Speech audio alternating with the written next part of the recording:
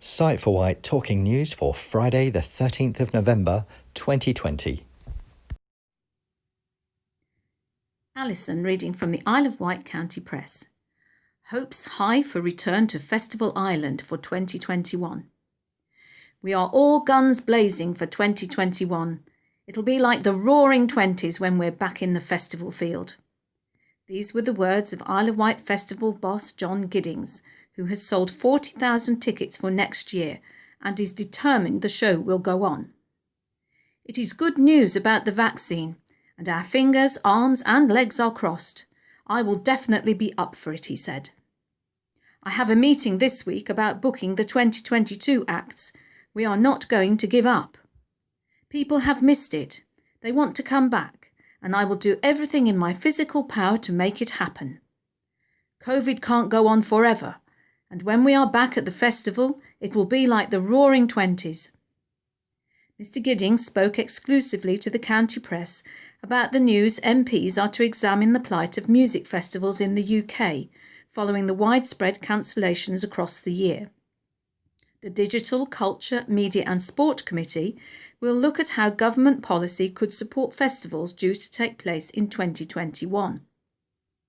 Following the cancellations of the Isle of Wight Festival, Glastonbury and smaller grassroots events including Jack Up the Summer and Rhythm Tree, the sector has seen revenues fall by 90%. Some 4.9 million people attended a festival in the UK in 2018, with festivals estimated to have generated £1.76 billion in gross value added last year. Mr. Giddings said, "We have seen very little support from the government towards the live music industry, considering how much we contribute to the economy. What do MPs know about festivals?" However, Sarah Moss, event organiser for Jack Up events, is leading a consortium of Island Festival and Big Show organisers, and she is hopeful the government will help. She is pushing for government-backed insurance to give event organisers the confidence to go ahead with plans for next year. She said, "We are known as Festival Island, and our industry plays a critical role towards the Isle of Wight economy and bringing tourism here. But there's been no support from government at all. A lot of us run seasonal events, so we don't have business premises and don't pay rates, so there were no grants. A lot are run by limited companies, so there's no support for them either. We've all fallen through the cracks. We are facing financial hardship and moving forward with continued uncertainty, so no insurer will insure us. But if the government back the insurance, it will give us that crucial confidence to go ahead and make plans, which they are all desperate to do. One of the positives to come out of this is that us event organisers are working together, and as we have a unique culture here, we are proud to be leading the way." This is Howard reading an article from the Isle of Wight Radio concerning a bridge over the River Medina. The Isle of Wight Council will press ahead with the idea of a Medina bridge despite potentially prohibitive costs. A feasibility study to understand the potential cost-benefit analysis for a crossing over the River Medina was undertaken recently by Hampshire County Council. Isle of Wight Council documents say the findings from the study have indicated while it would be possible to build a bridge, the cost and environmental impact of it would make funding such a scheme prohibitive. Councillor Dave Stewart, leader of the council, said he was totally in favour of a bridge, as it would be a positive infrastructure development, giving people better and quicker access across the island, alleviating some of the pressures in Newport. He said, "I will be advocating this in the coming months, as I think that it's the right thing to do. A number of options has been suggested. It's all about cost and analysis, but I don't just consider the costs, and I think we need to look at the social and environmental value of these things. We're not saying it would be an alternative to the floating bridge, but if we were to have a bridge there now, certainly some of the traffic issues into Newport, the East and West Wight, would be alleviated." The report also recommended a wider study of traffic flows and transport provision would be required to determine whether a crossing would be the best option. Councillor Julie Jones-Evans, ward representative for Newport Central, argued whether the bridge was needed because as a council and a community, the plan was to have fewer vehicles on the roads.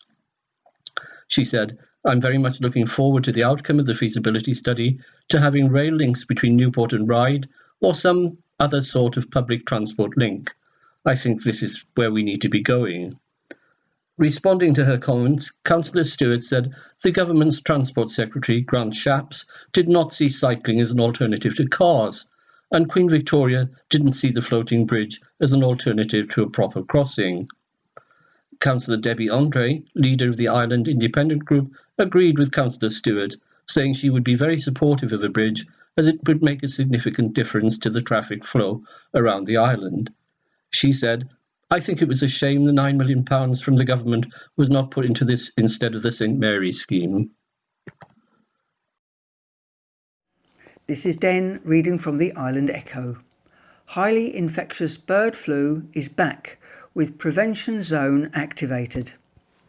As the country deals with the coronavirus pandemic, it has been confirmed that bird flu is back and spreading across the country, leading to an avian influenza prevention zone, AIPZ, being declared tonight, Wednesday. To mitigate the risk of the H5N8 avian flu disease spreading, the UK's Chief Veterinary Officer, Christine Middlemas, has implemented the AIPZ across the whole of England, Wales and Scotland, including the Isle of Wight. This means it is a legal requirement of all bird keepers to follow strict biosecurity measures. Keepers with more than 500 birds will need to restrict access for non-essential people on their sites. Workers will need to change clothing and footwear before entering bird enclosures, and site vehicles will need to be cleaned and disinfected regularly. Meanwhile, backyard owners with smaller numbers of poultry, including chickens, ducks and geese, are to strengthen their biosecurity measures in order to prevent further outbreaks of avian influenza in the UK. Public Health England, PHE, advises that the risk to public health from the virus is very low, and the Food Standards Agency advises that avian influenza pose a very low food safety risk for UK consumers. Properly cooked poultry and poultry products, including eggs, are safe to eat. The introduction of the AIPZ comes after two separate unrelated cases in kept poultry and birds confirmed in England last week, and a third case of H5N8 avian flu in captive birds was confirmed today at a broiler breeder farm in Hertfordshire. The disease has also been identified as close to home as Dorset. Thousands of birds have already been culled in a bid to control the situation. UK Chief Veterinary Officer Christine Middlemas has said, "I have today declared a National Avian Influenza Prevention Zone, AIPZ, legislating for actions all bird keepers must take to help prevent the disease spreading to more poultry and other domestic birds." Public Health England has confirmed that the risk to public health is very low, and Food Standards Agency advises that bird flu poses a very low food safety risk to all UK consumers. Whether you keep just a few birds or thousands, you are now legally required to meet enhanced biosecurity requirements, and this is in your interests to do to protect your birds from this highly infectious disease. The prevention zone means bird keepers across the country must ensure the areas where birds are kept are unattractive to wild birds, for example by netting ponds and by removing wild bird food sources. Feed and water your birds in an enclosed area to discourage wild birds. Minimise movement in and out of bird enclosures. Clean and disinfect footwear and keep areas where birds live clean and tidy. Reduce any existing contamination by cleansing and disinfecting concrete areas and fencing off wet or boggy areas. The prevention zone will be in place until further notice. Poultry keepers and members of the public should report dead wild birds to the DEFRA helpline on 03459 335577, and keepers should report suspicion of disease to APHA on 03000 200301. Keepers should familiarise themselves with our avian flu advice. This is an article from the Isle of Wight County Press, read by Terry. Sea defence work will see better biodiversity on Isle of Wight coasts. Coastal defence works planned for the Isle of Wight will leave the locations in a better place than beforehand. The Environment Agency, EA, has confirmed its forthcoming projects in partnership with the IW Council at Bembridge, Yaverland, Shanklin and Ventnor will be built to incorporate 20% biodiversity net gain. Net gain means that development must leave biodiversity in a measurably better state than before.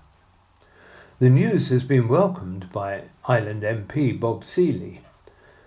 The EA is looking to ensure that net gain is 20%, a higher target than is currently set out in the forthcoming draft environmental bill, which reflects the island's biosphere designation. Mr. Seeley asked the EA to apply the principles of net gain after an approach from local company Wight Building Materials. Mr. Seeley said the confirmation of the net gain target from Environment Minister Rebecca Powell was good news for the environment and the island's economy.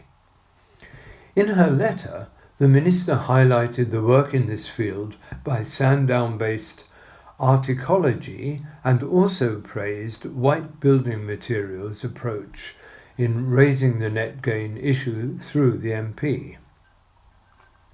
Mr. Seeley said, "This really is fantastic news for the island on a number of fronts.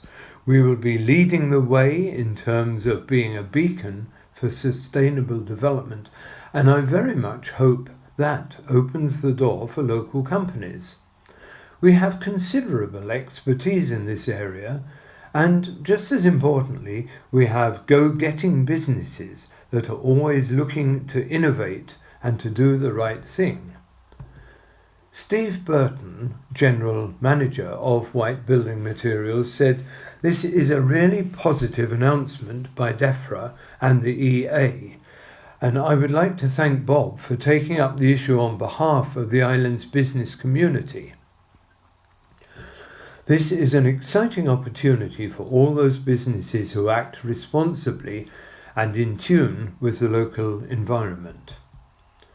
In her letter, the Minister said, "Given the IW's UNESCO Biosphere status and the EA's own ambitions to create a better place and become a net zero organisation by 2030, the importance of designing sustainable solutions is at the forefront of planning.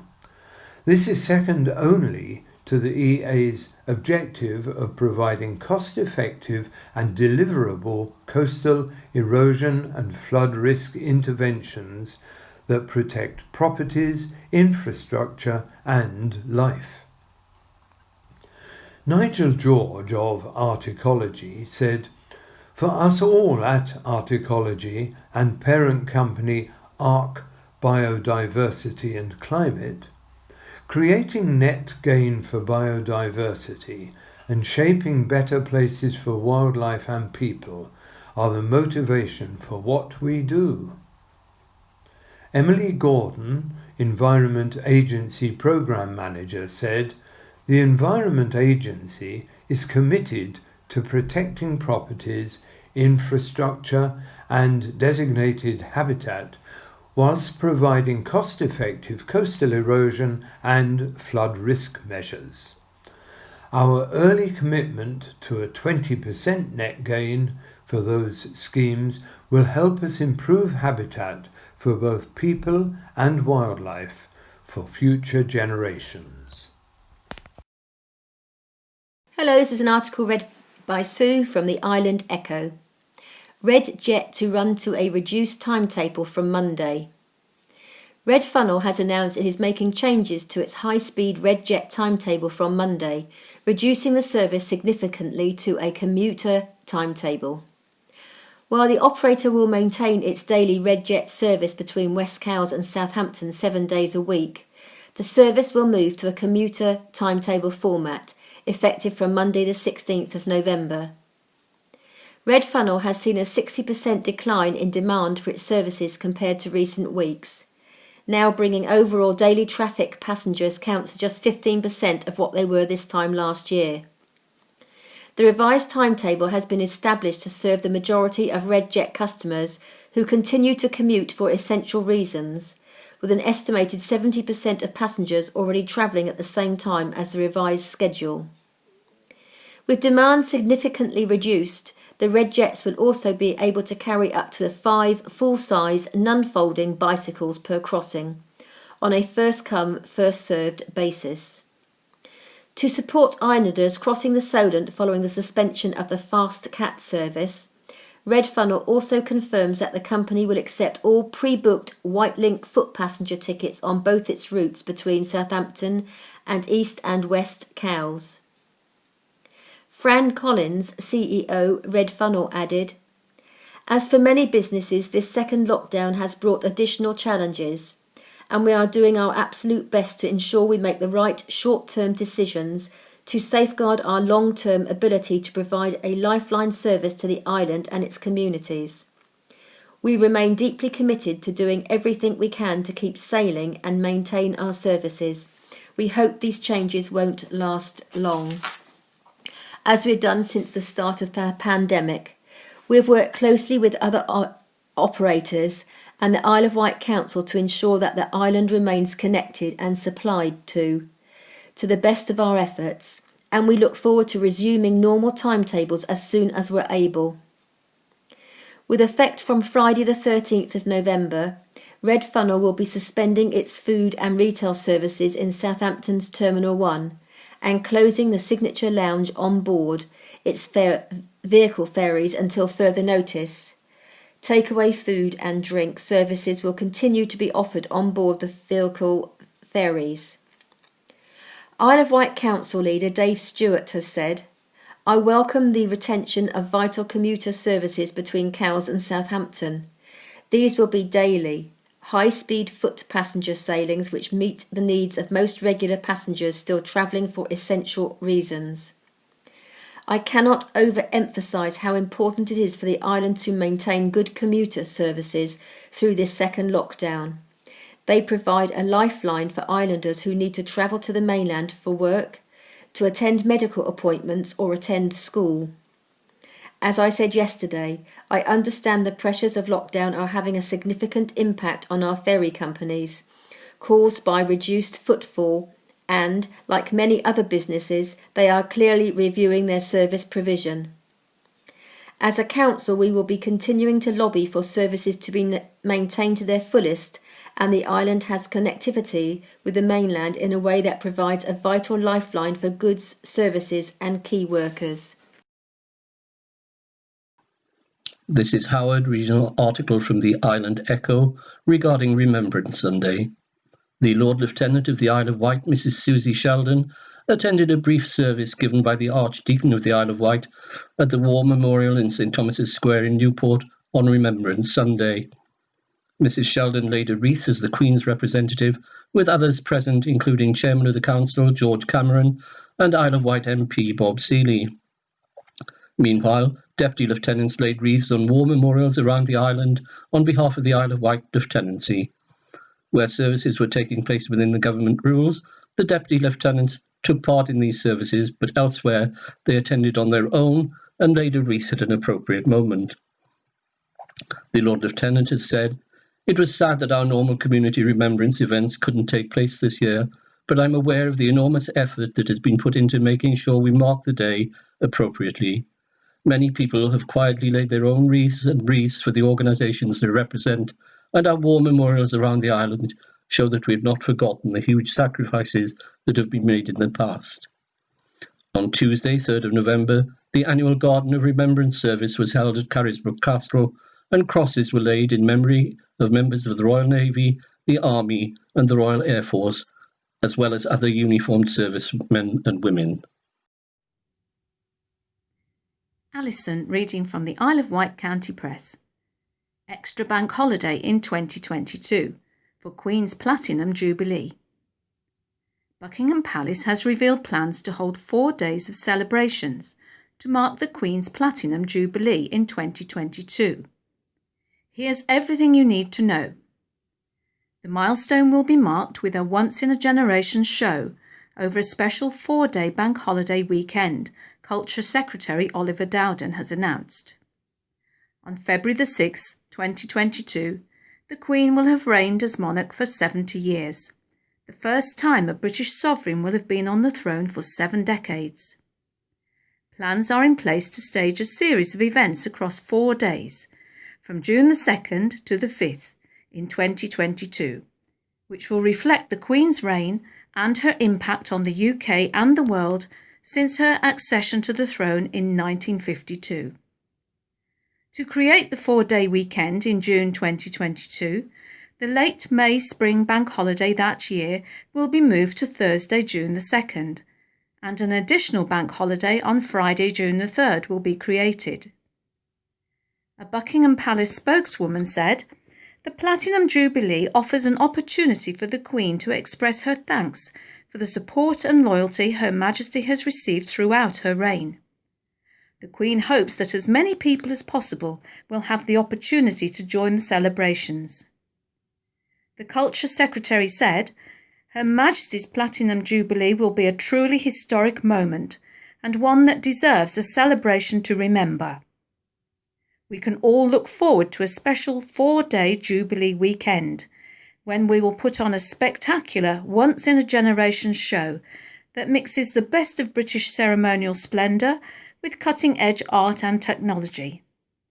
It will bring the entire nation and the Commonwealth together in a fitting tribute to Her Majesty's reign." What will happen during the celebrations? Members of the royal family are expected to take part in the celebrations over the extended weekend and in the run-up to the 4-day extravaganza.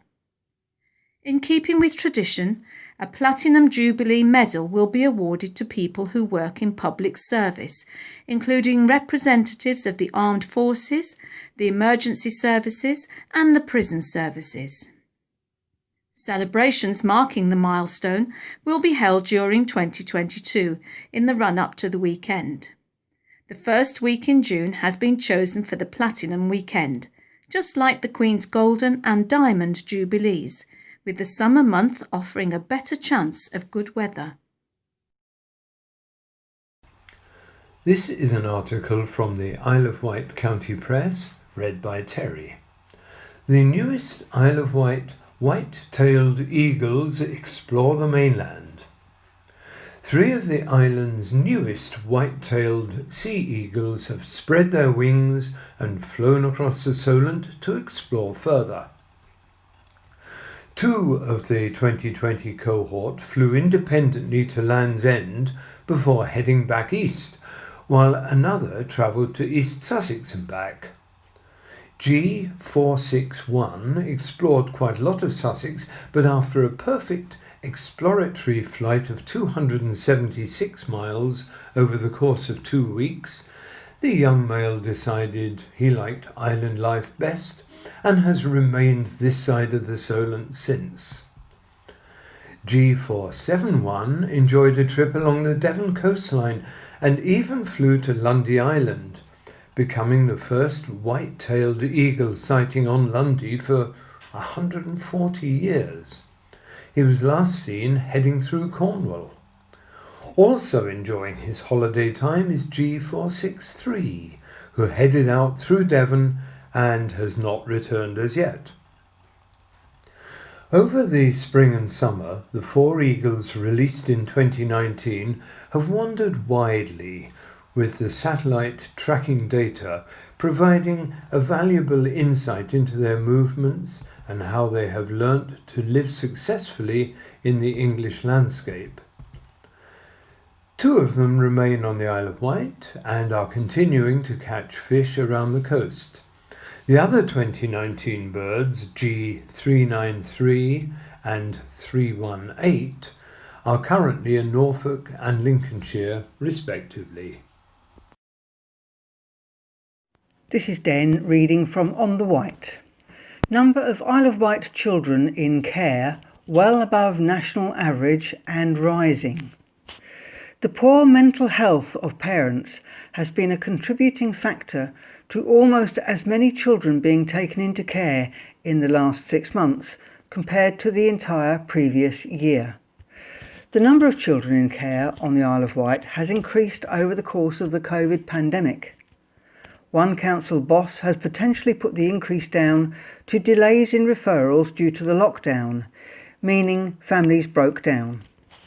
Figures from the Isle of Wight Council show the number of children in care has now gone up to 277 from 267, which the authority says remains a significant cost pressure on the service. In the first half of the 2020 to 2021 financial year, 10 children were placed into care, compared to 11 in the entire 2019-20 year. The increase between July and September, the Council says, is mainly related to issues involving parents' mental ill health, and it is expecting the demand in the area to continue to rise. Latest figures show the average rate of children in care in England was 65 per 10,000, but on the island the average was at 98 per 10,000. Steve Crocker, the Director of Children's Services for Hampshire and the Isle of Wight, said the numbers were typically volatile at the moment. Since children have returned to school, the number of contacts made to children's social care has also increased after they initially declined during the first lockdown. So far this year, figures from the Council show 5,847 contacts were made to the Children's Social Care Team, with just under a third, 1,875, turned into referrals. Demand for social care continues to be higher on the Isle of Wight than national averages, as England's average rate of referrals stands at 544.5 per 10,000, compared to the island, where the figure is slightly more at 974.7 per 10,000. Speaking at a meeting on the Isle of Wight's Council's Corporate Scrutiny Committee, Mr. Crocker said that as society opened up and more professional eyes were on children, as well as an increase in referral rates and children in care, the number of child protection investigations rose. The Isle of Wight Council has invested $200,000 into a fund to look at new ways of working and training for social workers to help families to be more resilient, to change and to look after their children safely at home rather than coming into care. Something Mr. Crocker says is a major undertaking. This is Howard reading an article from the Isle of Wight County Press concerning a paralysed cyclist hoping to win gold. A paralysed British athlete set to take part in a global cycling race hopes victory can shine a light on the life-changing technology that allows him to compete. Johnny Beer is supported by the Mercedes F1 team and hopes to raise £1 million to support advancements in electronics remedies for those with spinal injuries. The 25-year-old from Aylesbury, Buckinghamshire, was paralysed from the chest down in a trampolining accident in 2011. He uses a personally tailored Burkle bike, which uses functional electronic stimulation, FES, to allow paralysed muscles to move again. The bike coordinates shocks from electrodes attached to his skin to stimulate his muscles, which in turn work the bike's pedals. A commercial FES bike was released in 2017, but Mr. Beer has refined the technology with carbon fibre cycling boots and a seat moulded to his shape. Mr. Beer's bike is made in part from carbon fibre thanks to Mercedes F1, Johnny Beer /PA. I can't actually feel my legs, so I don't have the sensation of the electric stimulation, Mr. Beer told the PA news agency. But it's an experience I felt when I was able-bodied that I can't really get any other way. Pushing a wheelchair is something I don't really enjoy very much. It's slow, it's uncomfortable. Riding an FES bike, I actually feel the benefits of it afterwards and during. It's something I can't really describe. It just feels good. A chance meeting with Chief Aerodynamicist Eric Blandin during a tour of the Mercedes F1 factory in Brackley, Northamptonshire, led to them working together with engineers applying their racing knowledge to specialist parts for the bike. Also known as Bionic Beer, Mr. Beer has forged an impressive FES cycling career, earning a silver medal at Cyberthlon 2016 and winning the Cyberbike 2018 against others with similar conditions. On Friday, he competes in Cyberthlon 2020, which is taking place remotely due to the coronavirus lockdown. Contestants' races were individually pre-recorded from a collective viewing at 5 p.m. to discover the winners. Although not allowed to reveal his time, Mr. Beer said, "It's the best time I've ever got, so I'm feeling confident." Mr. Beer has set up a Just Giving page to raise money for the NeuroConnect spinal stimulation research program, who helped him with his training. He believes NeuroConnect's groundbreaking work in reconnecting damaged nerves with electrical stimulation could be the future for those with spinal cord injuries. "I think spinal cord damage can be rejuvenated. I'm expecting within the next 4 years for there to be a major advancement in recovery. We're getting closer," Mr. Beer said. There are many different avenues, but personally the area of stimulating the spinal cord with electricity seems to be a very good, non-invasive technique of recovery. Mr. Beer's biggest competitor at Cyberthon 2020 is Mark Munn from California, who uses surgically implanted electrodes as opposed to adhesive ones. Graham Miller, Director of Applied Science at Mercedes F1, said, "Working with Johnny has been both rewarding and a real technical challenge for our team, applying their F1 knowledge to new areas. His spirit, commitment and dedication to helping others are fantastic, and everyone at Mercedes F1 hopes Johnny has a great race." Chris completes 5k swimathon from the Island Observer.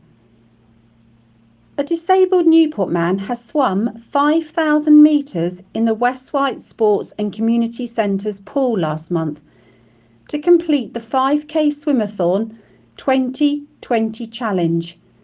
Chris Biles, who is blind, has been a keen swimmer since his school days in the 1970s, when he first took part in fundraising for the original West Wight pool. He usually swims every week at the West Wight Swimming Club and also joins Sight for Wight swimming sessions. Last year, swimming teacher Jenny Ball encouraged Chris to increase his swimming distances and to enter the swimathon, a national event. Chris said, "From October to December last year, I increased my distance from 2.5k to 5k. However, the swimathon was postponed from March to October, when Chris then completed 200 lengths in 4 sessions. He added, "Swimming is my favourite exercise. It is the one thing you can do on your own when you are blind. I like that freedom." We at Sight for Wight are very proud of Chris, who is one of our members, volunteers and a trustee, and we would like to congratulate him on his achievement. Well done, Chris. This is an article from the Isle of Wight Observer, read by Terry. Keeping in touch with loved ones in hospital. With hospital visits strictly limited due to the rise in the number of COVID-19 cases on the island, St Mary's has introduced 2 new services to keep families in touch with loved ones while they are in hospital. While ward staff will keep in touch with each patient's registered next of kin so that they can pass on medical updates to friends and families, the patient experience and family liaison teams can help to pass on any personal messages and items at this difficult time. You can email messages and 1 or 2 photographs to iownt.message, that's MESSAGE, hyphen 2, TO, hyphen loved ones, all one word, at nhs.net. I'll read that again. iownt.message hyphen 2 hyphen loved ones, or one word, at nhs.net, with the patient's full name, date of birth, and the ward they are on, if known. Your message and photographs will be printed out, laminated, and delivered to the patient. The patient experience team will also do their best to get any replies to you. You can also call 534850. That's 534850 between 9 a.m. and 4:35 p.m. Monday to Friday. Outside these hours, you can leave a message and somebody will return your call. The family liaison team will act as the hub for receiving and passing on essential items to patients, allowing people to drop them off without entering the hospital. A room on the first floor of the south block of the hospital is being used to accept belongings to be left for a loved one. The room will be open between 9 a.m. and 12:30 p.m. Monday to Friday for items to be dropped off, which will then be taken to the ward. Please call 534850 in advance to arrange a time. Please keep items to a minimum, as everything needs to be cleaned regularly and they must be kept safely in a bedside locker. Messages and drawings should be in a plastic pocket that can be wiped clean.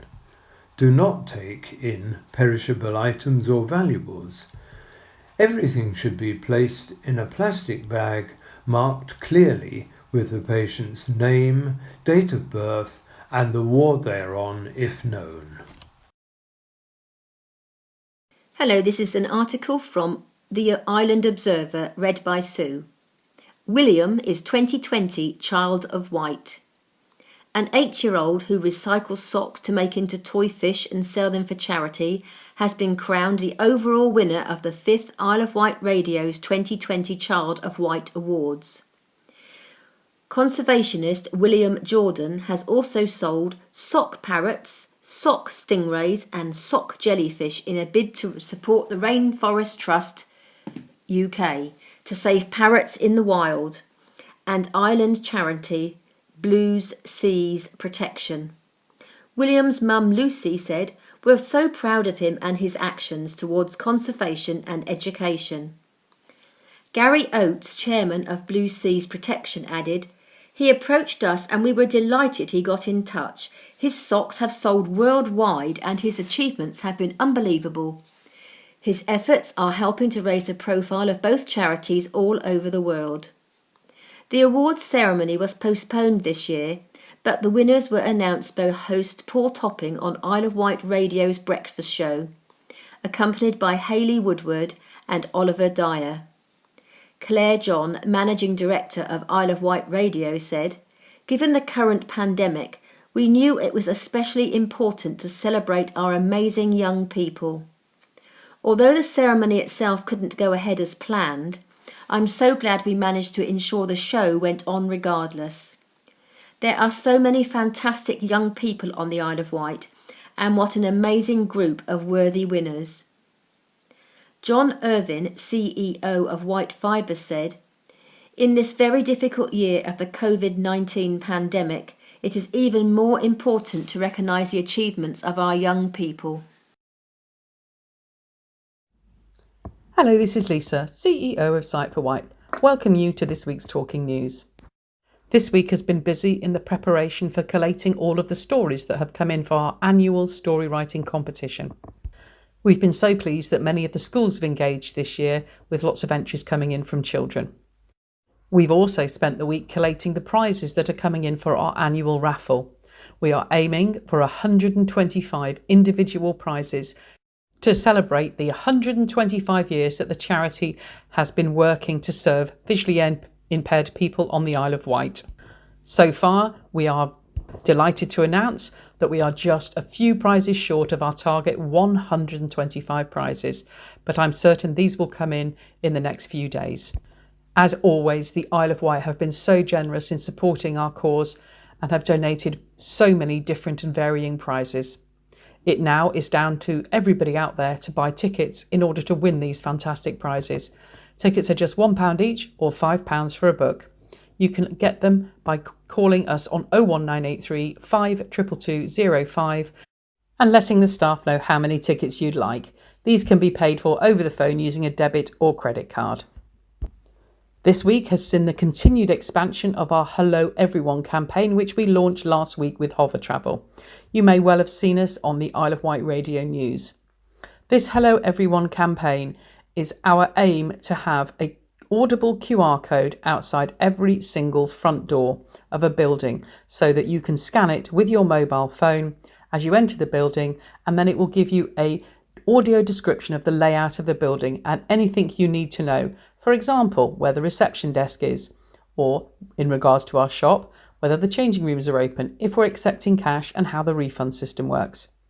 We are working really hard to push this out nationally, as we would really like to see this on every single building to allow visually impaired people across the country equal access to everywhere. I hope you're enjoying this week's Talking News and stay safe. Thank you. Lisa. Time heavy on your hands during the long winter days? Our audiobook lending library can help beat the blues. The Sight for White collection of audiobooks on CDs is available on free loan to our VI members. Members are sent a list of books by author and title from which they select their preferences.